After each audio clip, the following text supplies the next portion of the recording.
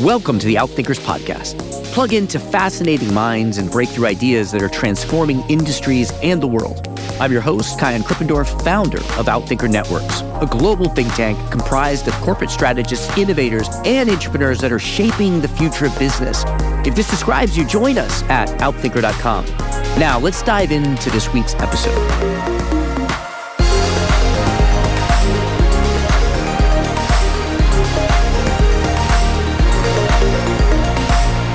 This is inherently a human technology. If you think of it like software, you're in trouble because it doesn't work like software. Software shouldn't argue with you. Software shouldn't make the right, and coders are often really bad at using AI, and they have very kind of unimaginative uses. It works like working with people.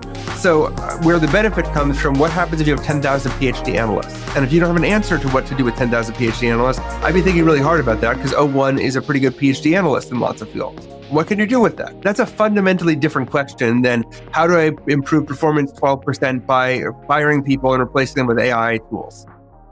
That was Ethan Mollick, the Ralph J. Roberts Distinguished Faculty Scholar, Rowan Fellow, and Associate Professor at one of my alma maters, the Wharton School at the University of Pennsylvania, where he studies the effects of artificial intelligence on work, entrepreneurship, and education. Ethan's most recent book, and the topic of our conversation today, is Co-Intelligence, Living and Working with AI. It's one of today's most popular among the sea of books on AI. It is the culmination of a life's work that spans research in entrepreneurship, gaming, and innovation.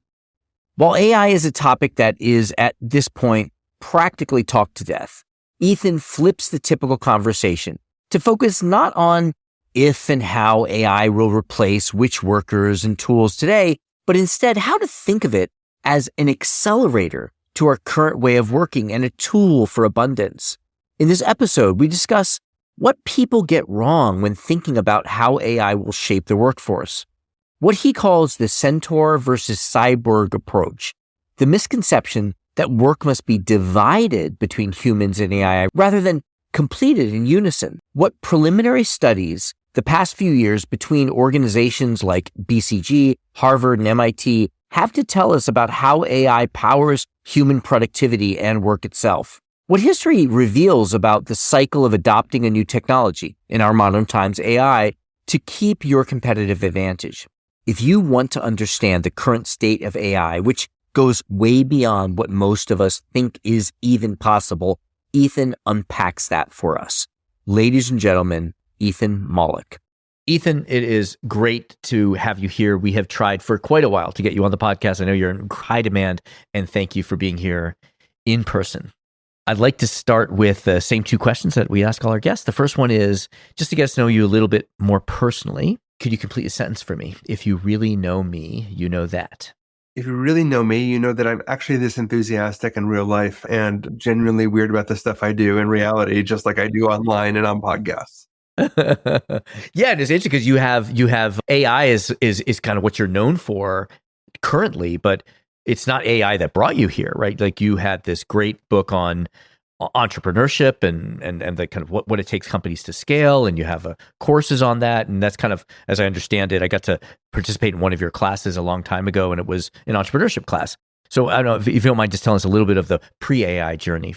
I mean, sure. I'm a professor of entrepreneurship, former entrepreneur myself. With a college roommate, helped start a company that helped invent the paywall, which I still feel kind of bad about, trying to get over, in the late 90s. And I started working on AI stuff at the MIT Media Lab as like the non-technical person on the Media Lab group level with Marvin Minsky on AI stuff. At the same time, I also started working on my other passion project, which has been about using games for education. So they've kind of run in parallel, which is how do we educate at scale using games, techniques, simulations, and I've been building a lot of organizations around that and kind of waiting for AI to take off. And when it did, I was happy to be really well positioned for that. That's awesome. Yeah, people can't see your visual right now, but I see, and I've seen this background on other podcasts. You've done a lot of games in your background. They're all ones I've mostly played or in books I've read. Amazing, So, amazing. And we're talking physical games. We're talking board games. Yes, I'm a big video gamer too, but yes, these are board games.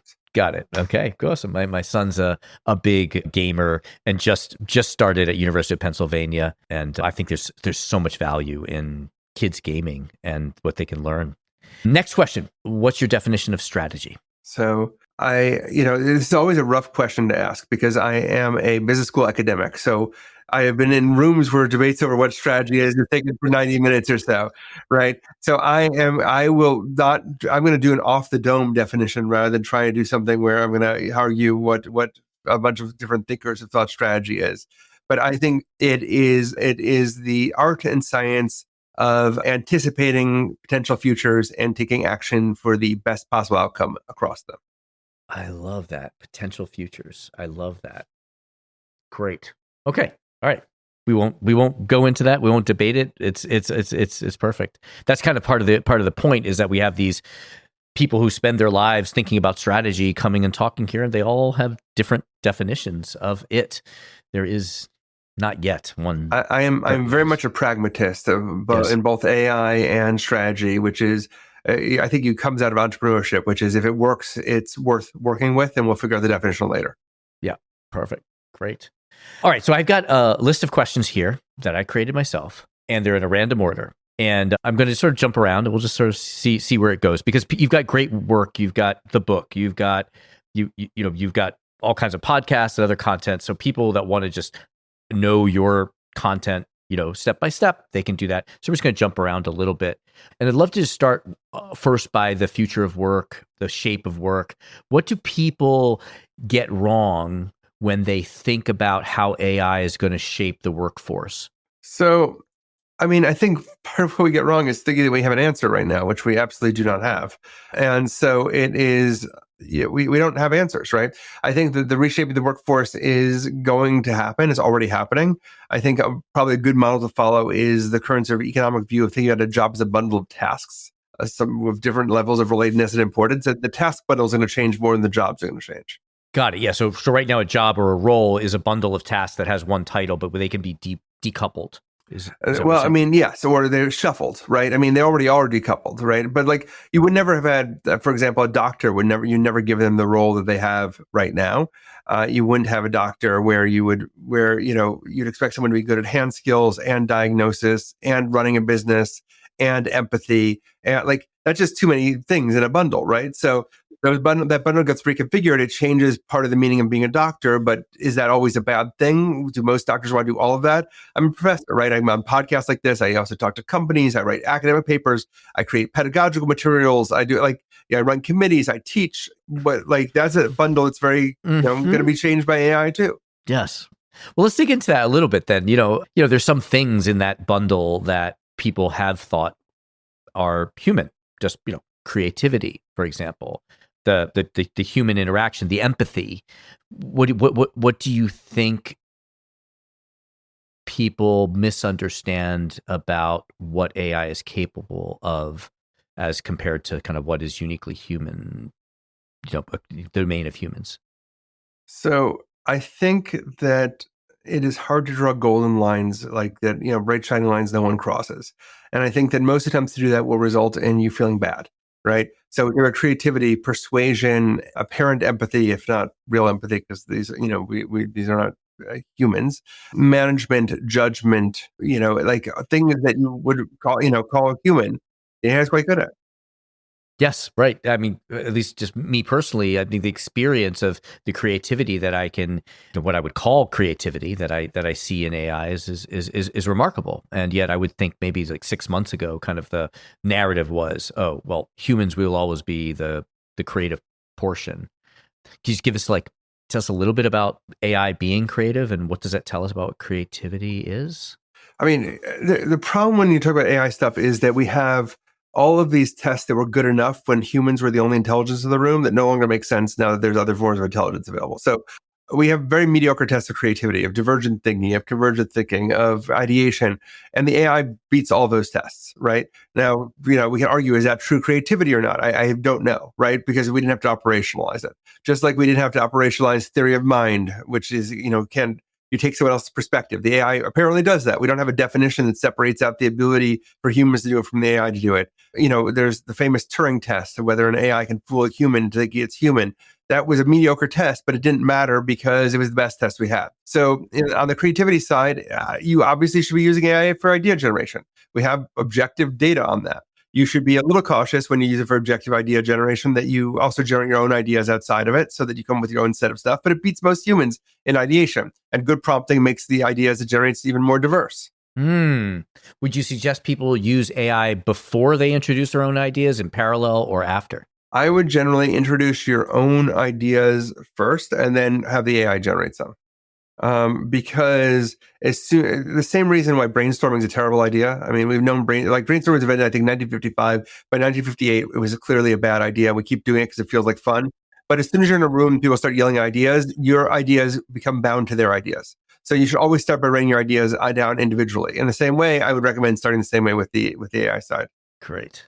So let's just double click or add the other components. If we say strategy is sensing possible futures and making choices now to get to those possible futures, probably the steps within that are like thinking about what part of the system to look at, ideating options, and then selecting options. If we think about the different it does all steps, it does all of this really well. Like we have paper, like it does good idea selection, it does good ideation, it does good variance, it does good variation.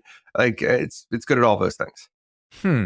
I haven't personally experienced them all except for the idea selection. Can you tell us a little bit about that? Well, we've got a bunch of research work that suggests that the AI is pretty good at selecting ideas. You give it some criteria, even better if you tell what kind of ideas you like, and you say rate the ideas according to this rubric, and it aligns with how humans will rate those ideas according to a rubric. Amazing. I hadn't seen that. And so then, where would you see AI fitting into the process of strategy inside a corporation? So, I mean, we also know AI does good strategy work, right? Like there's a nice paper showing you ask the AI a few times, you get as good answer as a strategy professor. We know that if you're a high-performing small business owner in Kenya and you get advice from the AI, your profits go up 18%. Like, I mean, a direct advisory role, yes. Simulating potential futures, yes. Giving you alternatives, sure. Role playing against you, definitely. Integrating knowledge as a second check on your own perspectives or ideas, yes. Do that too. Like there isn't a piece like watching your situation happening in your environment and telling you whether or not it's you literally watch with cameras a scene and telling you what it thinks of it, like all of those things. Amazing. So then maybe I'm thinking of it wrong, because my mindset has been kind of what are the unbundling of the different action activities, and where is AI better than humans, and where are humans better than AI, and we kind of divide up the work accordingly. It sounds like I'm thinking of that incorrectly. How do you think of it? Well, we talk about the difference between Cyborg and Centaur work, right? So Cyborg work is you divide up the work, half person, half horse, and Cyborg is you blend it together. And so I think you'd blend the work together. I mean, the idea that you'd be building strategy without you have a super intelligent, I mean, not always super intelligent, sometimes dumb, but quite intelligent, like extra advisor. Why are you not using that? I mean, our BCG study showed it was basically operating at the level of high-end BCG consultants. I mean, Yep. Yeah, tell us a little bit more about that BCG work. I think you did. Yeah, I did work with a whole bunch of people at Harvard, MIT, University of Warwick, and at BCG. And we did an experiment back when GPT-4 came out that gave consultants access to GPT-4. We took 8% of the global workforce of BCG, that we created 18 realistic consulting tasks that they actually used for hiring. And some people got access to GPT-4, some did not. The people who got access to GPT-4 had a 40% improvement in the quality of the work instantaneously, 26% more work done, 12.5%. 26% faster, 12.5% more work done, like instantaneous effect across every one of 52 variables we measured. And, it basically was doing the consulting work out of the box, right? It was lifting the lower performers because it was basically evening out performance. Amazing. So let's talk a little bit more about that. So you talk about agentic AI as, AI being something that can do things, as opposed to what most of us experience right now, I think, is non-agentic AI. Right. So we already see agentic AI. Claude with computer uses agentic and so on. And an agentic system is one that can set its own goals and take action on its own behalf. Right. So this is already coming. Like, this is not a fiction. I can already, I assigned an agentic AI to go on to, go do some comparison shopping between Walmart and Amazon. And it actually goes and opens the web pages, does some searches, tries to buy some things, writes up notes for me without me doing any work at all. So agentic systems are already on their way. They'll be here. They're already here, but they'll be prevalent in a few months. It's pretty impressive. Amazing. Okay.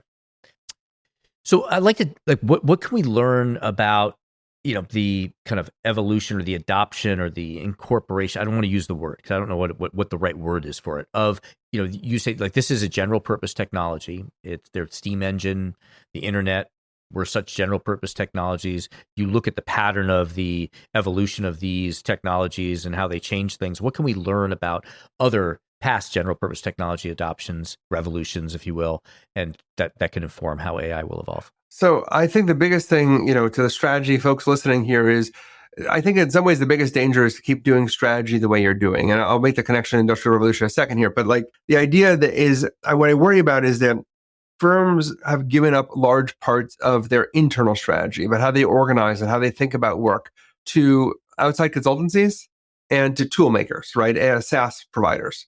So, who tells you how to do sales is actually Salesforce. Who tells you how to organize your HR department is Workday, right? Maybe you bring in McKinsey to help you with some of this stuff. And that will not help you by and large in the world of AI, because it's when you look at what happened in the Industrial Revolution, the steam engine was important. But what made the Industrial Revolution happen was thousands of skilled artisans who figured out how to adopt the back and forth motion of the steam engine into running mills and equipment within factories. And you have to do that. If you're waiting for the SaaS providers to figure out how to make AI work for you, you're lost, right? So we have to think about organizationally, how do we reorganize around a world of AI? How do we make sure our work works the right way? Like we have to go deeper than where we are right now on this. And it has to be experimentation, decision making inside the organization.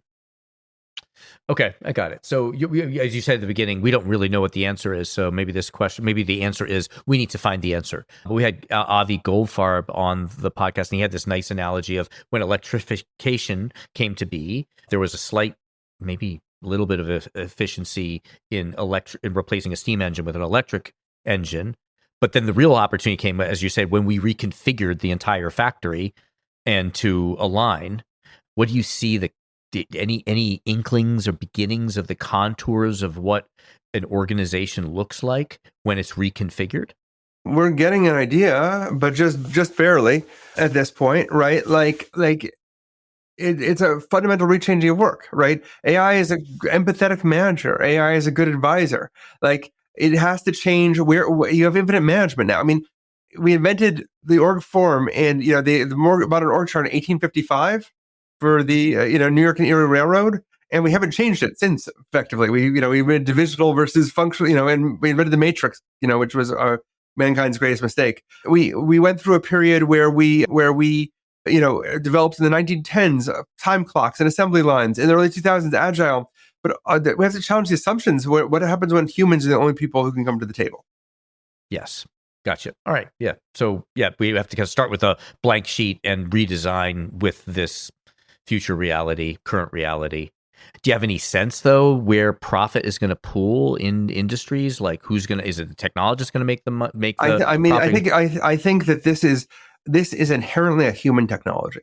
If you think about like software, you're in trouble because it doesn't work like software. Software shouldn't argue with you. Software shouldn't make and coders are often really bad at using AI, and they have very kind of unimaginative uses. It works like working with people. So where the benefit comes from, what happens if you have 10,000 PhD analysts? And if you don't have an answer to what to do with 10,000 PhD analysts, I'd be thinking really hard about that because O1 is a pretty good PhD analyst in lots of fields. What can you do with that? That's a fundamentally different question than how do I improve performance 12% by firing people and replacing them with AI tools, right? And I think the difference is that companies who view this from a period of abundance as opposed to viewing it from a efficiency gain are in much better shape. Give it to IT and it becomes an efficiency instead of tools, right? It has to be the level. And by the way, the number one piece of advice I give to all the strategy people listening is, if you haven't used a frontier model for at least 10 hours, you're making a terrible mistake. You have to use this yourself. You can't delegate use. Got it. Yeah, I want to get into some of the specific tools that we should be aware of that we're not aware of. But let's just zoom out a little bit, from the organization to the industry. Do you have a sense of where profit starts pooling across the industry? Is it the technology firms that are developing the tools and technology that are going to profit? Is it the companies that adopt it intelligently that are going to create the advantage? Where does competitive advantage shift? Competitive advantage shifts to the people who figure out how to use this in fundamentally new ways, right? What do you do with intelligence? Like, it has to be like, there's organizational redesign, but my biggest fear is talking to companies who are like, well, we've allowed a temporary co-pilot. Like, no one's doing experimentation. They're just kind of like hoping someone else develops a solution.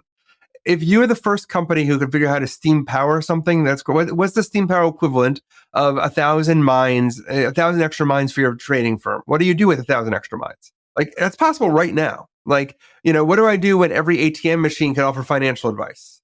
What do I do when I can produce individualized marketing at scale, in any way that I want, translate information instantly between things? What I do is have agentic systems, and every system can go on the internet and talk individually to people or do work. Like, there's an imagination problem here that I think has to be conquered first. Yeah, I see. It's sort of like the fixed costs over the long term become variable costs, but that long term is now getting really short, and it's going to be painful to reconfigure. Somewhat of a selfish question here. There is one area that I've been really interested in recently, and I'm looking at, is if we think about companies, organizations existing to take needs, like sensing customer needs and finding solutions to those needs, there's like a matching problem there. And I'm wondering, it seems to me that, AI should play a role, the fact that pharmaceutical companies can test thousands of potential molecules and kind of shorten the match time from the application to the solution. Do you see AI playing, like, how do you see AI playing a role? So let's think of a company as having a central role of identifying needs in the marketplace and then creating or finding a solution to those needs. Most such marketplaces are highly inefficient. How can AI help? Have you asked it, I guess, is the question, right? There's agentic systems that could find needs. You could simulate customers with it. Look, I've been throwing HBS cases into O1 and it cracks them, right? Like, new ones from the last couple months. And by the way, it shouldn't be able to do accounting, but it pulls off some degree of accounting, even though that system hasn't been optimized for it, and they will be soon.